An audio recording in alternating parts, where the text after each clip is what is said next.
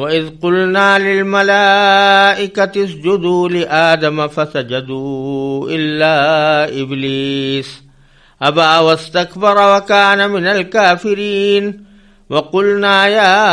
آدَمُ اسْكُنْ أَنْتَ وَزَوْجُكَ الْجَنَّةَ وَكُلَا مِنْهَا رَغَدًا حَيْثُ شِئْتُمَا وَلَا تَقْرَبَا هَذِهِ الشَّجَرَةَ فَتَكُونَا مِنَ الظَّالِمِينَ فَأَزَلَّهُمَا الشَّيْطَانُ عَنْهَا فَأَخْرَجَهُمَا مِمَّا كَانَا فِيهِ وَقُلْنَا اهْبِطُوا بَعْضُكُمْ لِبَعْضٍ عَدُوٌّ وَلَكُمْ فِي الْأَرْضِ مُسْتَقَرٌّ وَمَتَاعٌ إِلَى حِينٍ فَتَلَقَّى آدَمُ مِنْ رَبِّهِ كَلِمَاتٍ فَتَابَ عَلَيْهِ إِنَّهُ هُوَ التَّوَّابُ الرَّحِيمُ قُلْنَا اهْبِطُوا مِنْهَا جَمِيعًا فَإِمَّا يَأْتِيَنَّكُمْ مِنِّي هُدًى فَمَنْ تَبِعَ هُدَايَ فَلَا خَوْفٌ عَلَيْهِمْ وَلَا هُمْ يَحْزَنُونَ وَالَّذِينَ كَفَرُوا وَكَذَّبُوا بِآيَاتِنَا أُولَئِكَ أَصْحَابُ النَّارِ ہم فیہا خالدون۔ اس وقت کا تذکرہ سنو جب ہم نے فرشتوں سے کہا تھا کہ آدم کو سجدہ کرو، چنانچہ سب نے سجدہ کیا سوائے ابلیس کے کہ اس نے انکار کیا اور متکبرانہ رویہ اختیار کیا اور کافروں میں شامل ہو گیا۔ اور ہم نے کہا آدم تم اور تمہاری بیوی جنت میں رہو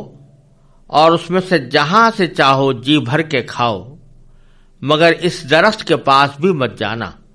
ورنہ تم ظالموں میں شمار ہو گئے۔ پھر ہوا یہ کہ شیطان نے ان دونوں کو وہاں سے ڈگمگا دیا اور جس عیش میں وہ تھے اس سے انہیں نکال کر رہا، اور ہم نے آدم، ان کی بیوی اور ابلیس تینوں سے کہا اب تم سب یہاں سے اتر جاؤ، تم ایک دوسرے کے دشمن ہوگے اور تمہارے لیے ایک مدت تک زمین میں ٹھہرنا اور کسی قدر فائدہ اٹھانا طے کر دیا گیا ہے۔ پھر آدم نے اپنے پروردگار سے توبہ کے کچھ الفاظ سیکھ لیے جن کے ذریعے انہوں نے توبہ مانگی، چنانچہ اللہ نے ان کی توبہ قبول کر لی، بے شک وہ بہت معاف کرنے والا بڑا مہربان ہے۔ ہم نے کہا اب تم سب یہاں سے اتر جاؤ، پھر اگر میری طرف سے کوئی ہدایت تمہیں پہنچے تو جو لوگ میری ہدایت کی پیروی کریں گے ان کو نہ کوئی خوف ہوگا اور نہ وہ کسی غم میں مبتلا ہوں گے، اور جو لوگ کفر کا ارتکاب کریں گے اور ہماری آیتوں کو جھٹلائیں گے وہ دوزخ والے لوگ ہیں جہاں وہ ہمیشہ رہیں گے۔ ان آیات کریمہ میں اللہ تبارک و تعالی نے حضرت آدم علیہ السلام کی پیدائش کے بعد کا ایک اہم واقعہ بیان فرمایا ہے، جس کا حاصل یہ ہے کہ جب آدم علیہ السلام کو پیدا کر دیا گیا تو اللہ تبارک و تعالی نے تمام فرشتوں کو حکم دیا کہ وہ ان کے آگے سجدہ کریں۔ چنانچہ اس حکم کی تعمیل میں سب نے سجدہ کیا، البتہ ابلیس نے سجدہ کرنے سے انکار کیا اور تکبر کا راستہ اختیار کیا اور اس کا شمار کافروں میں ہو گیا۔ یہ واقعہ جو پہلی آیت کریمہ میں بیان کیا گیا ہے اس کے مختلف پہلو قابل ذکر ہیں اور ان کو سمجھنا ضروری ہے۔ یہاں اللہ تبارک و تعالی نے ملائکہ کو یہ حکم دیا کہ وہ آدم علیہ السلام کو سجدہ کریں، اور انہوں نے اس کی تعمیل میں سجدہ کیا بھی۔ اس سے یہ بات معلوم ہوتی ہے کہ اللہ تبارک و تعالی نے فرشتوں پر یہ بات ظاہر کرنی تھی کہ جو مخلوق میں پیدا کرنے جا رہا ہوں، یعنی آدم علیہ السلام اور ان کی اولاد، وہ جب میری اطاعت کے ساتھ زندگی گزارے گی تو اے فرشتوں تم پر بھی فوقیت لے جائے گی، اسی لیے تمہیں حکم دیا جا رہا ہے کہ ان کے آگے سجدہ کرو، ان کو سجدہ کرو۔ کیونکہ شروع میں فرشتے یہ سمجھ رہے تھے کہ تمام مخلوقات میں ہم سے زیادہ کوئی اور اطاعت گزار، عبادت گزار، فرما بردار نہیں ہے، لہذا ان کو یہ خیال بھی پیدا ہوا تھا کہ آپ ایک ایسی مخلوق کیوں پیدا کر رہے ہیں کہ جو زمین میں فساد مچائے گی اور خونریزیاں کرے گی۔ تو اللہ تبارک و تعالیٰ اب ان کے اس خیال کو رد کرنے کے لیے اور ان کے دل میں جو یہ ایک قسم کا گھمنڈ پیدا ہوا تھا کہ ہم سب سے زیادہ افضل مخلوق ہیں، اس کو بھی اللہ تبارک و تعالیٰ نے اس طرح توڑا کہ اللہ تبارک و تعالیٰ نے ان کے اس مخلوق کو جس کے بارے میں وہ یہ کہہ رہے تھے کہ وہ زمین میں فساد مچائے گی اور خونریزیاں کرے گی، اسی مخلوق کو جب پیدا کر دیا تو اللہ تبارک و تعالیٰ نے ان سے کہا کہ اس کے آگے سجدہ کرو، اور بتلانا یہ مقصود تھا کہ فرشتوں بے شک تم بڑے پاک باز ہو، پر بے شک تم سے کوئی گناہ سرزد نہیں ہوتا، لیکن اس کی وجہ یہ ہے کہ ہم نے تمہارے اندر گناہ کا داعیہ ہی پیدا نہیں کیا، دعا کے گناہ کے تقاضے ہی پیدا نہیں کیے، تو اگر تم گناہ سے بچتے ہو تو تمہارا کوئی کمال نہیں۔ لیکن یہ مخلوق جو میں پیدا کرنے جا رہا ہوں، اس کے دل میں خواہشات بھی ہوں گی، اس کے دل میں جذبات بھی ہوں گے، اس کے دل میں گناہ کے تقاضے بھی پیدا ہوں گے، اس کے بعد جب یہ اپنے ان تقاضوں کو دبا کر ہماری رضا کی خاطر، ہماری خوشنودی کی خاطر یہ ان گناہوں سے بچے گی تو پھر ان کا مقام تم سے آگے بڑھ جائے گا۔ اس لیے یہ جتانے کے لیے اللہ تبارک و تعالی نے ایک عملی مظاہرہ یہ فرمایا کہ تمام فرشتوں سے کہا کہ ان کو سجدہ کرو۔ اس میں ایک حکمت یہ بھی ہو سکتی ہے، واللہ سبحانہ وعالم، کہ انسانوں کے بہت سے کام اللہ تبارک و تعالی نے فرشتوں کے ذمے لگائے ہوئے ہیں، ان کی حفاظت کے اوپر فرشتے مقرر ہیں، ان کے بہت سے کاموں کی انجام دہی کے لیے فرشتوں کی ضرورت ہوتی ہے۔ ایک حدیث میں آتا ہے کہ انسان کی جسم میں جتنے جوڑ ہیں ان میں سے ہر جوڑ کی حفاظت پر اللہ تعالیٰ نے ایک فرشتہ مقرر کیا ہوا ہے۔ تو اس طرح ان کی انسانوں کی خدمت کے لیے اللہ تبارک و تعالیٰ نے بہت سے فرشتے پیدا فرمائے ہیں۔ تو یہ ایک عملی مظاہرہ بھی تھا کہ انسان جو ہے یہ در حقیقت اس کائنات کے پیدا کرنے میں اصل مقصود وہ ہے، اور ملائکہ بے شک معصوم ہیں، پاک باز ہیں، ان سے گناہ نہیں ہو سکتا، لیکن اس کے باوجود وہ انسانوں کے بہت سے کام وہ انجام دیتے ہیں۔ اس لحاظ سے بھی اللہ تبارک و تعالیٰ کو نے ایک عملی مظاہرہ کر کے دکھایا کہ فرشتے حضرت آدم علیہ السلام کو سجدہ کریں۔ چنانچہ قرآن کریم کہتا ہے کہ جتنے فرشتے تھے اللہ تعالیٰ کے حکم کے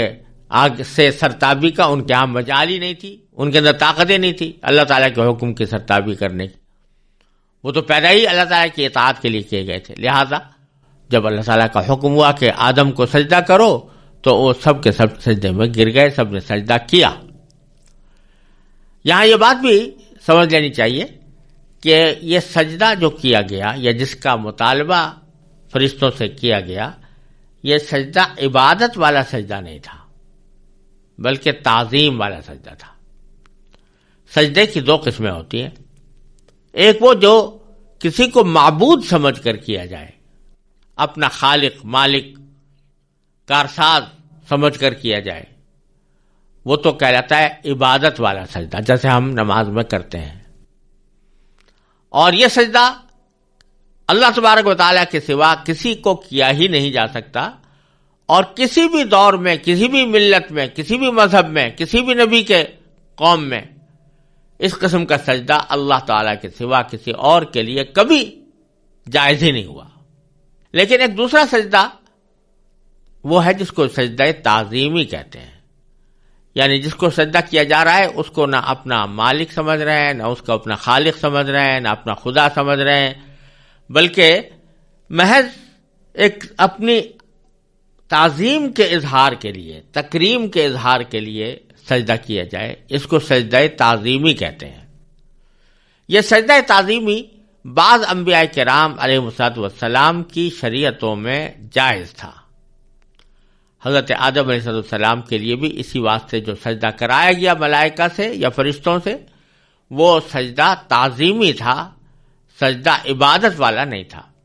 جو ان کی شریعت میں جائز تھا۔ بعد میں بھی بعض انبیاء کرام کی شریعتوں میں سجدہ تعظیمی کی اجازت دی گئی تھی، جیسا کہ حضرت یوسف علیہ السلام کے واقعے میں آتا ہے کہ حضرت یوسف علیہ السلام کے آگے سجدہ کیا والدین نے بھی اور ان کے 11 بھائیوں نے بھی۔ تو وہ سجدہ تعظیمی تھا، سجدہ عبادت نہیں تھا، یہ ان کی شریعتوں میں جائز تھا۔ لیکن جب امت محمدی علیہ صاحب علیہ السلام کا وقت آیا تو اللہ تبارک و تعالی نے اس امت کو خاتم الامم قرار دیا، اس پر دین کی تکمیل ہوئی، لہذا شرک کے ہر شائبے سے اس امت کو بچایا گیا، اور اس امت میں چونکہ دین کی تکمیل ہو رہی تھی، الیوم اکملت لکم دینکم واتممت علیکم نعمتی ورضیت لکم الاسلام دینا، تو اس لیے اس امت کے اندر یہ تعظیم والا سجدہ بھی اللہ تبارک و تعالیٰ کے سوا کسی اور کے لیے جائز قرار نہیں دیا گیا، اس کو حرام کر دیا گیا۔ اور یہ بات متواتر، تقریباً معنن متواتر احادیث سے ثابت ہے کہ ایسا سجدہ اب کسی بھی مخلوق کو کیا نہیں جا سکتا، چاہے وہ سجدہ تعظیمی ہی کیوں نہ ہو۔ چنانچہ ایک حدیث میں رسول کریم سرور دو عالم صلی اللہ علیہ وسلم کا یہ ارشاد منقول ہے کہ آپ نے فرمایا کہ اگر اللہ کے سوا کسی کو سجدہ کرنا جائز ہوتا تو میں بیوی کو حکم دیتا کہ وہ شوہر کو سجدہ کرے، جس کا مطلب یہ ہوا کہ اللہ کے سوا کسی اور کو سجدہ کرنا کسی بھی قسم کا، چاہے وہ تعظیم ہی کی نیت سے کیوں نہ ہو، عبادت کی نیت سے نہ ہو، تب بھی وہ کسی اور کے لیے سجدہ کرنا حرام قرار دے دیا گیا ہے اس امت محمدی علیہ صاحب السلام میں۔ اور اب کسی کے لیے جائز نہیں ہے کہ وہ محض تعظیم کے نقطہ نظر سے بھی کسی کو سجدہ کرے۔ لہذا ہمارے عرف میں یا ہمارے معاشرے میں بہت سے لوگ جو جا کر اولیاء اللہ کو یا ان کی قبروں کو سجدے کرتے ہیں، اس کا کوئی جواز نہیں، اور یہ اب امت محمد علیہ صاحب والسلام کے اندر اس قسم کا سجدہ اللہ تبارک و تعالیٰ کے سوا کسی اور کے لیے جائز نہیں، چاہے اس کا مقصود تعظیم ہو، چاہے اس کا مقصد عبادت ہو۔ عبادت مقصود ہو تو شرک ہے اور آدمی اس سے کافر ہو جاتا ہے، اور اگر عبادت مقصود نہ ہو، تعظیم مقصود ہو، تب بھی بالکل حرام ہے، اور وہ سخت حرام ہے۔ اور حرام کی بھی بعض صورتیں ایسی ہوتی ہیں جو شرک سے مشابہ ہوتی ہیں، تو ان کی حرمت بھی بہت عظیم ہوتی ہے۔ ایسے ہی زبردست حرام عمل ہے اللہ تعالیٰ کے سوا کسی اور کو سجدہ کرنے کا، لیکن چونکہ ابتدا میں یہ تعظیم والا سجدہ جائز قرار دیا گیا تھا، تو اس لیے آدم علیہ السلام کے لیے تمام ملائکوں کو حکم ہوا کہ وہ ان کے آگے سجدہ کریں، اور انہوں نے ان کو تعالیٰ کے حکم کی تعمیل میں ان کے آگے سجدہ کیا۔ مزید ویڈیوز دیکھنے کے لیے ہمارے چینل کو سبسکرائب کریں۔